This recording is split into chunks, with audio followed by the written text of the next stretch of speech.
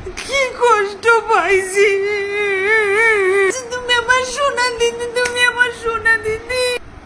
तुम्हें क्या बताऊं कि तुम मेरे क्या हो,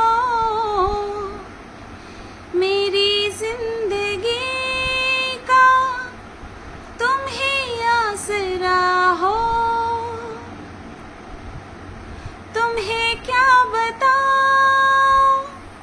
कि तुम मेरे क्या हो, मेरी जिंदगी का तुम ही आसरा हो।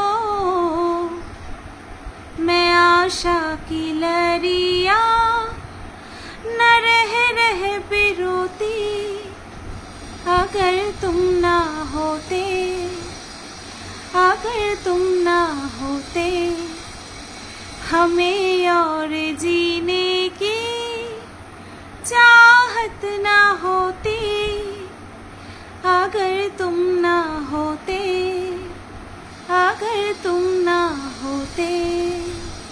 আচ্ছা, এটা গেল একটা স্ট্যান্জা, ঠিক আছে।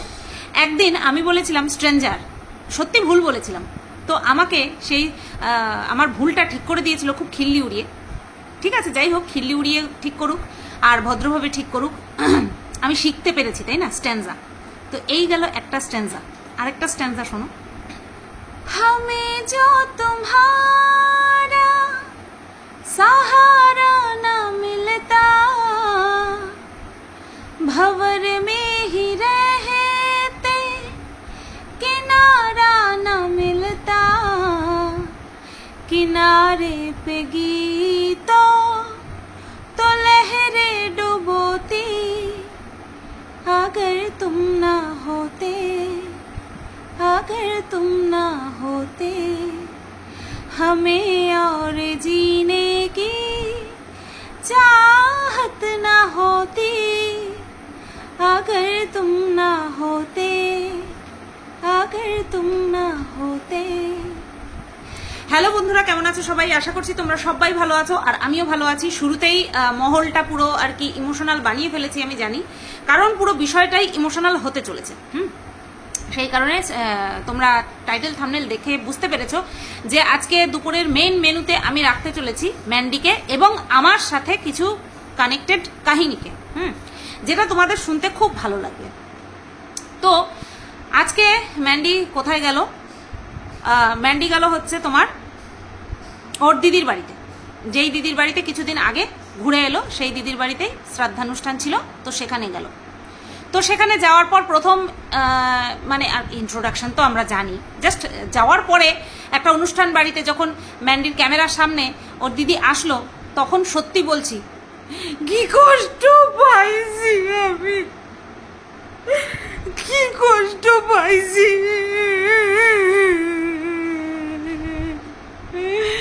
আমরা যারে একবার বাবা ডাকি জন্মের পরে জানতে পারি যে হ্যাঁ এই আমার বাবা, মেয়েদের বলো ছেলেদের বলো জীবনে আরো একবার বাবা ডাকতে হয়, সেটাকে শ্বশুর মশাই।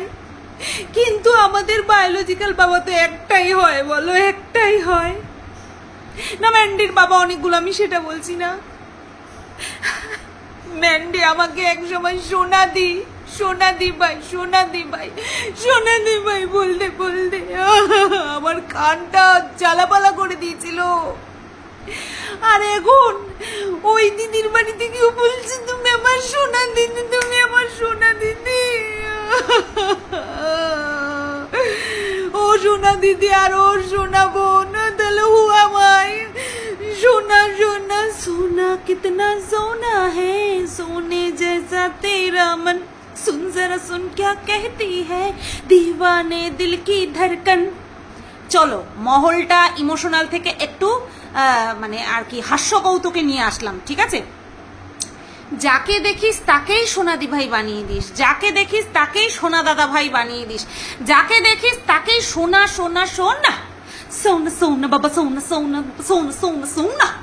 তো সব জায়গায় যদি সোনা ঢুকিয়ে দিস, মনা কোন জায়গায় ঢুকাবি, রূপা কোন জায়গায় ঢুকাবি, হীরা কোন জায়গায় ঢুকাবি? হ্যাঁ, বলি কি এরকম সম্পর্ক, যে কোনো একটা সম্পর্ককে এত মাখো মাখো করে নিস না যে সেটার প্রতি তোর একঘেয়েমি চলে আসার, মানে কি বলবো, দেখলেই তোর বিরক্ত লাগে।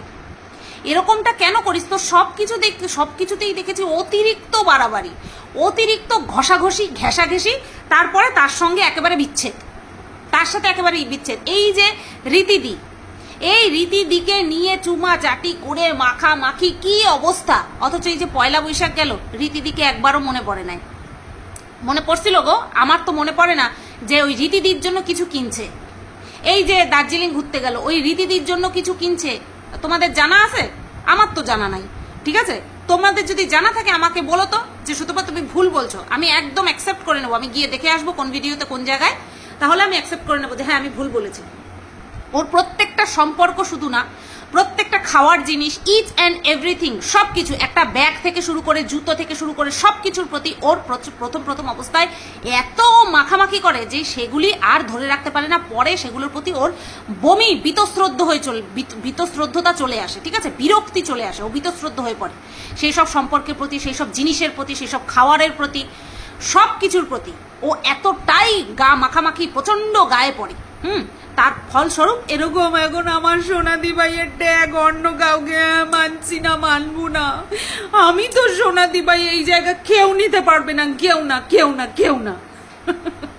আচ্ছা, যাই হোক, শ্রাদ্ধ বাড়িতে গেল ওদের, মানে কি বলবো, দেখো অতিরিক্ত গরম পড়েছে, সবসময় যে সব জায়গায় শাড়ি পরেই অ্যাটেন্ড করতে হবে যে কোনো অনুষ্ঠান, এটা কিন্তু বাধ্যবাধকতা কোনো জায়গায় লেখা নেই আর কি। কিন্তু ওই যে আমাদের একটা রুচিবোধ কাজ করে। তবে যা গরম পড়েছে তাতে করে একটা কুর্তি পরে গেছে, খুব একটা অসুবিধা না, যে বেস্ট একটা, মানে কি বলবো, সোবার কালার ছিল। ম্যান্ডি যে কুর্তিটা পরেছে খুব সুন্দর কুর্তিটা ছিল। আর স্নান না করে গেছে সেটা পুরো পরিষ্কার, ও স্নান করে যায়নি, বুঝতে পারলে? ওর মেয়েকে স্নান করিয়েছে, বাট ও স্নান করেনি। ভাবো, আমি ভাবি শর্ট ভিডিও দিনের বেলা করব, আমার দ্বারা পসিবল হয় না।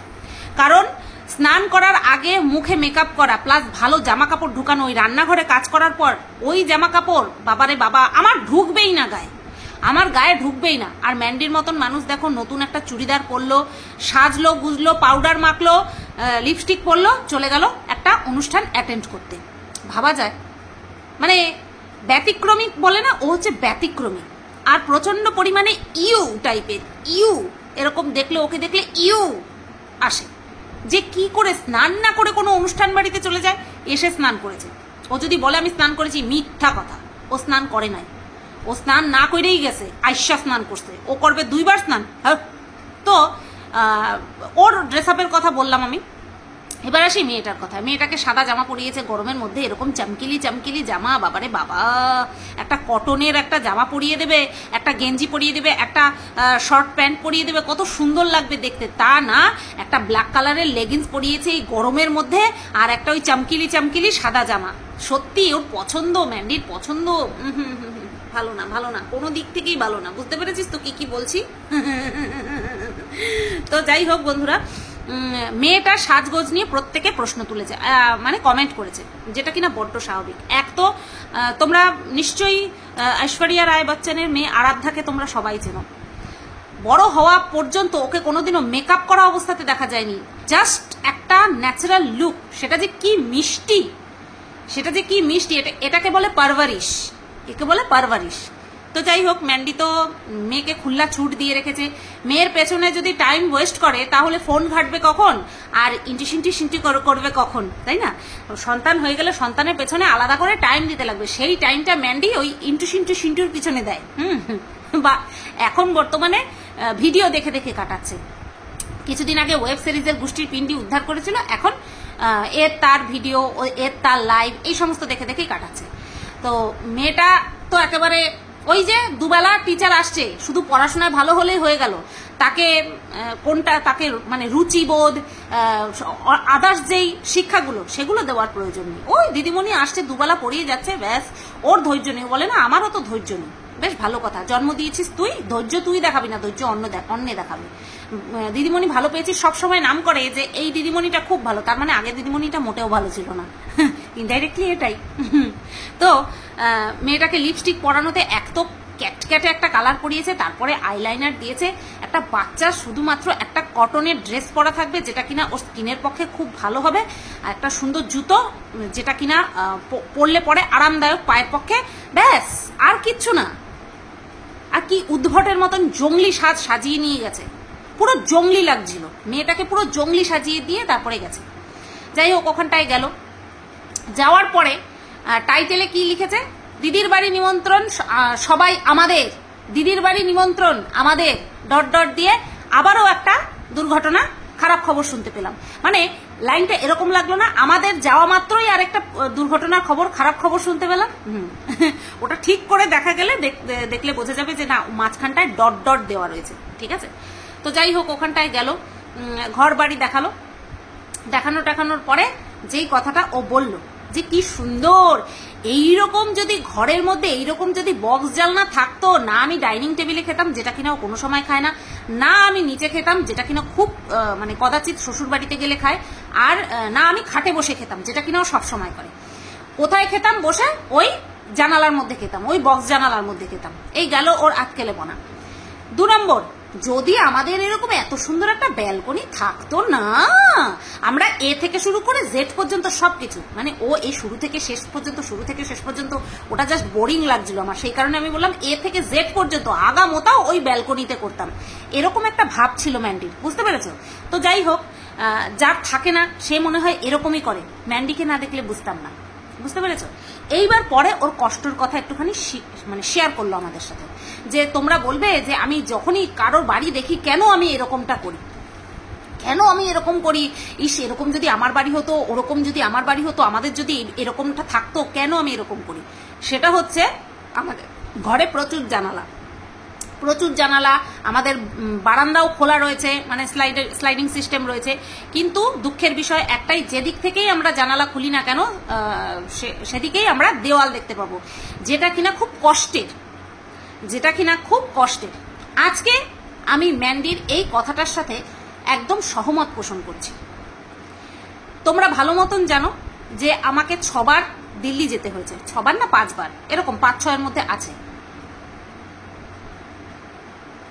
একদম 6 বার যেতে হয়েছে। 6 বারের মধ্যে একবার শুধু আমি ছিলাম ওই কালীতলা, ঠিক আছে, কালীবাড়ি, কালীবাড়ি, দিল্লি কালীবাড়িতে, ঠিক আছে, সেখানটায় 2 দিনের জন্য ছিলাম। তারপরের থেকে যে গিয়েছি প্রত্যেকবার 5 বার পিজিতেই ছিলাম।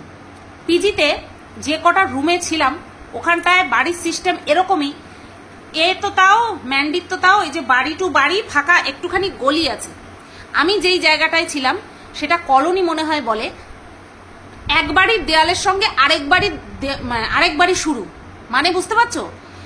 এই ধরো আমার বাড়ি, এই একটা দেয়াল, এই দেয়ালের থেকে শুরু করে আরেকজনের বাড়ি শুরু হয়ে যাচ্ছে, স্পেস নেই, একটাই দেওয়াল। এই যে অনেক সময় আমাদের পাঁচিলগুলো দেখতে পাই না, আমরা যদি কেউ একবারই পাঁচিল দেই, পাশের বাড়ির মানে মানুষেরা তাদের ধার ঘেঁষে যেই পাঁচিলটা রয়েছে সেই পাঁচিলটা তাদের আর দিতে হয় না, কারণ সেখান থেকেই ধার ঘেঁষে আরেকটা পাঁচিল দেয়। তো এরকমই আমি যে পিজিতে ছিলাম ওখানটায় সব বাড়িগুলো এরকম ছিল, একটা দেয়ালের সঙ্গে আরেকটা দেয়ালের, ছাদগুলো সব অ্যাটাচড মনে হচ্ছে। হ্যাঁ, তো সেখানটায় তো জানালা খোলার চান্সই নেই, ওখানে জানালা নেই। আমি একবারে যেতাম 10 দিনের জন্য থাকতাম, তাহলে 5 বার গেছি, একবার গেলাম 4 বার গেছি, 4 10 40 দিন, ঠিক আছে, তাহলে প্রায় 1 মাস ওই 15 দিনের মতন আমি ছিলাম, 1 মাস 15 দিনের মতন ছিলাম, কারণ একবার গিয়ে ওই এইচএসজি করি আমি রিটার্ন করেছি, ওই 1 মাস 10 দিন, ধরো 40 দিন ছিলাম আমি। ওই 40 দিনে আমি জানালা খুলে বাইরে কিছু দেখতে পাইনি, আর যখন গেছি ওই সেশনে গেছি তখন ওই সেশনে গেছি আর এসছি, আর ধরো কিছু টুকটাক বাজার করতে যেতাম। একটা ঘরে জানালা না থাকলে প্লাস জানালা খুলে বাইরের কিছু না দেখলে আমাদের গ্রামে বসবাসকারী আমরা মানুষেরা আমাদের যে কি পরিস্থিতি হয়, মনে হয় যেন আমাদের নাকও ধরে রেখেছে, মুখও ধরে রেখেছে, নিঃশ্বাস নিতে দিচ্ছে না। এতটা কষ্ট হয়েছিল। আমার বেশি কষ্ট হতো না, কারণ আমি কাজের মধ্যে ব্যস্ত থাকতাম, রান্না হয়ে গেলে পরে কি করতাম, আমি ভিডিও বানাতাম, তাই আমার ওটা ফিলই হতো না, অতটা ফিল হতো না যতটা কিনা আদার্স মানুষের ফিল হতো। সবাই বলতো যে কিরকম নেগেটিভ এনার্জি ফিল হয়, কারণ চারিদিক বন্ধ। তো যে এক সময় এরকম বদ্ধ দশা যে কাটিয়েছে সে জানে বাইরের প্রকৃতির কতটা সুখ। তো এক্ষেত্রে ম্যান্ডিকে এতদিন খিল্লি উড়িয়েছি, ম্যান্ডিকে নিয়ে এতদিন খিল্লি উড়িয়েছি, বাট আজকে স্বীকার করলাম এবং তোমাদের সাথে শেয়ার করলাম সেই পরিস্থিতিটা যেটা কিনা আমি একসময় কাটিয়ে এসেছি। ব্যালকনিতে যাব, সেখানেও মুখ বরাবর আরেকটা বিল্ডিং, মাঝখান দিয়ে শুধু একটা জাস্ট রোড, গাছপালার বংশ নেই, ওই প্রত্যেকের ছাদে যেই টবে গাছপালা সেই গাছপালা। তো এইরকম দিন আমিও কাটিয়ে এসেছি। তো ম্যান্ডির যেখানটায় সারাটা জীবন থাকতে হবে মনে হয় সারাটা জীবন, কেউ কারো কথা বলতে পারে না কে কোথায় যাবে না যাবে, তো সেখানটায় ওর এরকম মানে যেই বাড়িতে যায় সেই সব বাড়িতে গিয়ে ওর এরকম ফিল হওয়াটা খুব স্বাভাবিক। বাট যেই আভাবটাও ক্যামেরার সামনে প্রকাশ করে সেটা প্রকাশ করতে নেই। কারণ আমরা মনে করি যে আমাদের যদি এটা থাকতো তাহলে মনে হয় আমাদের বিশাল সুখ হতো, তাহলে মনে হয় আমাদের সব চাওয়া পাওয়া পূর্ণ হয়ে যেত, এরকমটা আমরা সব ক্ষেত্রে ভাবি। এই যে আমি গানগুলো দুটো যে স্ট্যান্জা করলাম তোমাদের শোনালাম, তার পেছনে অনেক গভীর কারণ আছে। এই যে তুমি না থাকলে আমি মনে হয় শেষই হয়ে যেতাম, তুমি না থাকলে আমি বাঁচবই না, এরকম কিচ্ছু হয় না। আজকে আমি বলি যে আমাকে না নিয়ে ভিডিও করে দেখা, তার পরিবর্তে আমাকে বলে তুই ভিডিও বন্ধ কর, আমি তো কাউকে ভিডিও বন্ধ করতে বলিনি। হিম্মত দেখো, আমাকে বলে উল্টো ভিডিও বন্ধ করে দিতে, বুঝতে পেরেছো? তো এটা হচ্ছে বিষয়। আমি সবসময় বলি আমি যদি ভিডিও বন্ধ রাখি বা কোনোদিন ভিডিও আর না করি, এরকম না সবার চ্যানেল বসে যাবে, কেউ ভিডিও করতে পারবে না। অবশ্যই করবে। খিদে যখন পেটে থাকে মানুষের খাদ্যের জোগাড় এমনিই করে নেয়, তাকে বলে দিতে হয় না, তাকে শিখিয়ে দিতে হবে না কোন পথে যেতে হবে, সে এমনিই খোঁজ করে নেবে। তো আমি কোনোদিনও বলিনি, আমি সবসময় বলি আমি যদি ভিডিও নাও দিই, কেউ কারোর জন্য বসে থাকে, সময় কারোর জন্য বসে থাকে না। জীবনের সবচেয়ে প্রিয় মানুষটা চলে গেলেও আমরা বাঁচি, জীবনের সবচেয়ে কাছের মানুষটা চলে গেলেও আমরা বাঁচি। তবে হ্যাঁ, যারা প্রচন্ড পরিমাণে আর কি কাতর হয় তারা নিতে পারে না, তারাও সাথে সাথে চলে যায় বা কিছুদিন ভুগে তারপরে তারাও চলে যায়। কিন্তু ম্যাক্সিমাম মানুষ আমরা কি করি, আমরা সময়ের সাথে সাথে নিজেদেরকে মুভ অন করি প্রত্যেকটা বিষয়ে। তো ম্যান্ডির এই বিষয়টা ভীষণ বাজে। ও এখন বলছে যে স্যান্ডির সাথে ও 7 জন্ম ধরে থাকবে। এই এক জন্মেই কতবার চারিদিক থেকে ঘুরু করে আসলো ম্যান্ডি, কতবার ঘুরু করে আসলো, এখনো না জানি কতবার ঘুরু করবে। তো এই হচ্ছে ওর প্রবলেম। ও যখন কারোর সঙ্গে থাকে তখন ও প্রিটেন্ড করে, তাকেও প্রিটেন্ড করে এবং চারপাশের মানুষগুলিকেও বোঝায় এ আমার ভীষণ প্রিয়, একে ছাড়া আমি বাঁচবই না। আর যে এটা করে আর যে এরকমটা প্রিটেন্ড করে তার কাছে কোনো রিলেশনেরই ঠিক মতন দাম নেই।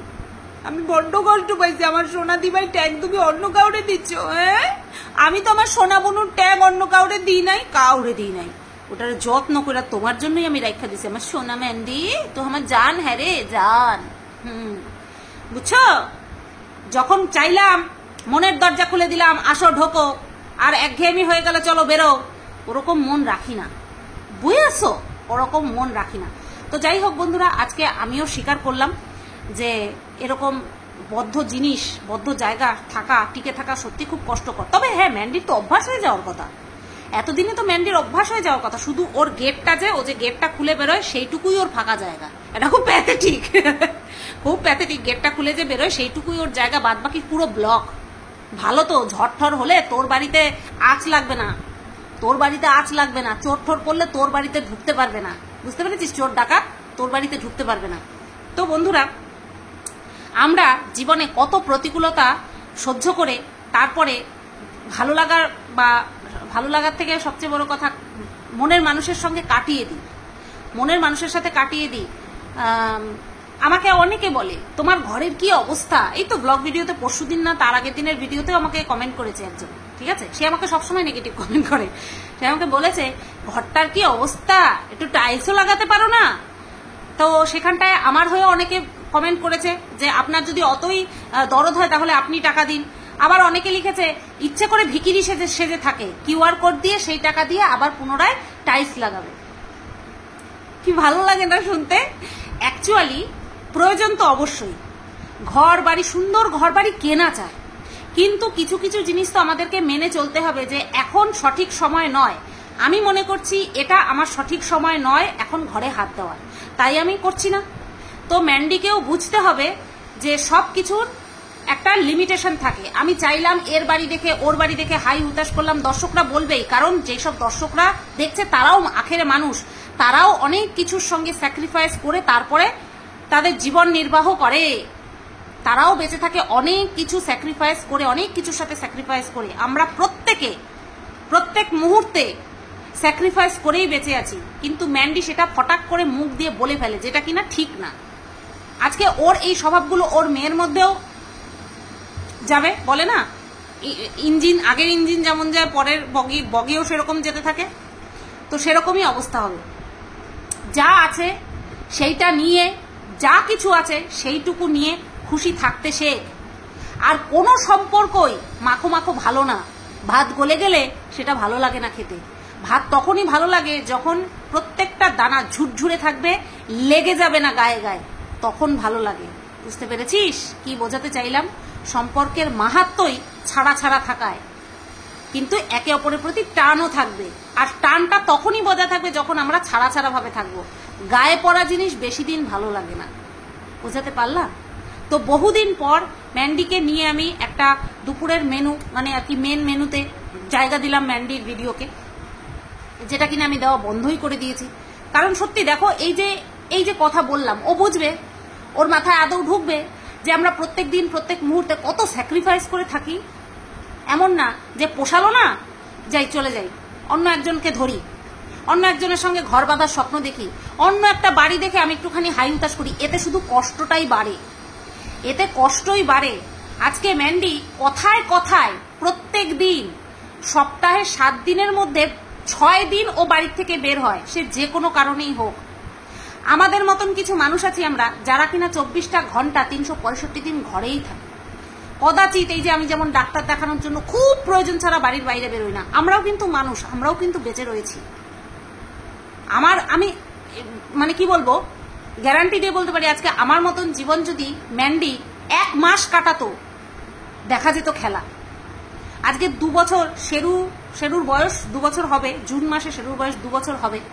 তো 2 বছর তো একদম হাসতে হাসতে আমি কোথাও ঘুরতে যাই না, ও বাপের বাড়িতে যাই তাও দরকারে যাই, তাও যাই, মানে না যেতে পারলেই আমি বাঁচি। আমি ওরে ছাড়া থাকতেই পারি না, ওরে না দেখা ছাড়া থাকতেই পারি না।